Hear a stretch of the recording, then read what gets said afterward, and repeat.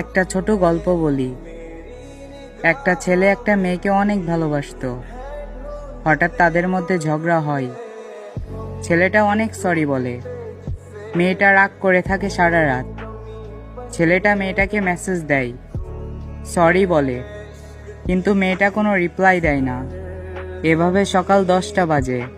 মেয়েটা ঘুম থেকে ওঠে, ছেলেটার মেসেজ দেখে।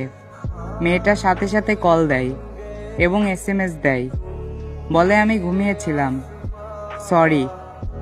কিন্তু মেয়েটা জানতো না ছেলেটার নিথর দেহ ফ্যানের সাথে ঝুলছে। তো সবাইকে একটা কথাই বলি, সময় থাকতে তোমাদের ভালোবাসার মানুষটাকে কদর দিও, তার মূল্য বুঝো, তাকে ভালোবেসো।